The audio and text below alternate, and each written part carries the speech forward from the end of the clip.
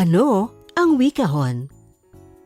Ang wikahon Filipino ay koleksyon ng mga pahagdang babasahin at gawain na idinisenyo para sa mga batang nais matutong bumasa sa wikang Filipino. Nagtatampok ito ng mga babasahing may kaugnayan sa pang-araw-araw na karanasan ng mga bata sa kasaysayan, sa kultura, sa panitikang Filipino at sa agham.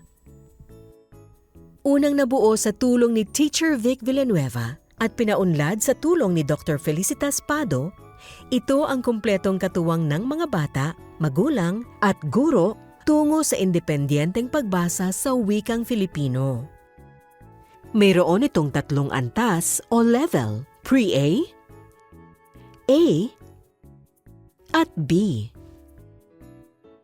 Inilunsad ang Wikahon A noong 2012, ang Wikahon B noong 2013, at pinakahuli ang Wikahon Pre-A noong 2014.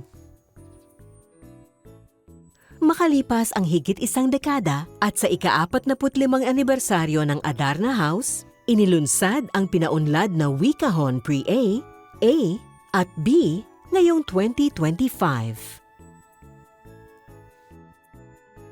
Bawat level ay binubuo ng mga babasahin na ikinategorya mula sa pinakamadali hanggang sa pinakamahirap.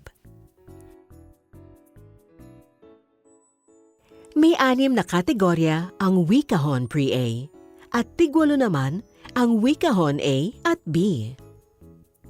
Ang University of the Philippines Adarna House Filipino Text Readability Indexing System o UPAH-FITRI ang pangunahing batayan ng pag-aayos at pagkakahati ng mga kategorya.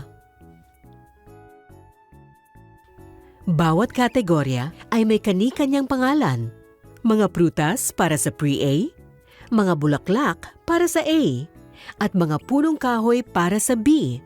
At nakaayos ang mga ito ayon sa pagkakasunod-sunod sa alpabeto. At ang bawat isa ay naglalaman ng babasahin at gawain na naglalayong mapaunlad ang mga kasanayan sa literacy sa Filipino. Mayroong karagdagang gawain sa kaalaman sa alpabeto sa Wikahon Pre-A.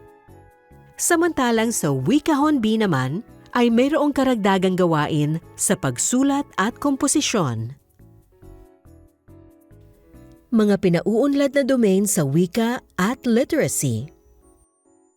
Kapag nagamit ng lubos ang wikahon, ito ay nakatutulong mapaunlad ang iba pang mga domain sa wika at literacy na nakasaad sa Filipino curriculum tulad ng mga sumusunod. Dagdag pa rito, layon din ng Wikahon Filipino na mapaunlad ang positibong aktitud sa wika, literacy, at kulturang Filipino. Mga seleksyon ng wikahon.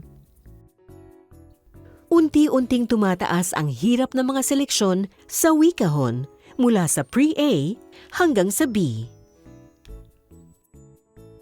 Gamit ang paraang kwantitatibo, ibinatay ang mga balakid sa haba ng seleksyon na nasusukat ayon sa bilang ng salita. Sa paraang kwalitatibo naman ay nakabatay ang mga balakid sa mga mahahalagang elemento tulad ng mga nilalaman at mga karanasan, kasanayan at kaalamang kinakailangan para lubos itong maintindihan. Ang mga paksa naman ng mga seleksyon ay nakaangkla sa kontekstong Filipino at nakabatay sa kurikulum ng kagawaran ng edukasyon. Panghuli, nasasaklaw ng mga seleksyon ang iba't ibang anyo ng teksto at paksa. Bawat seleksyon sa wikahon ay may kasamang makukulay at kaakit-akit na ilustrasyon.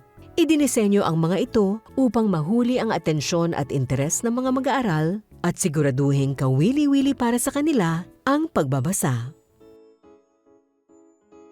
Sa Wikahon Pre-A ay ipinapakilala, alinsunod sa marungko approach, ang pangalan, tunog at itsura ng mga titik na mahalaga sa pagkatuto ng phonics. Makikita sa pabalat ng bawat seleksyon ang tampok na titik na itinuturo sa mga gawain pagkatapos magbasa. makikita ang tampok na titik sa ibabang kaliwang bahagi ng pabalat. Bukod sa mga seleksyon, ay nakapaloob din sa wikahon ang sanggunian ng tamang sagot at ang gabay para sa guro.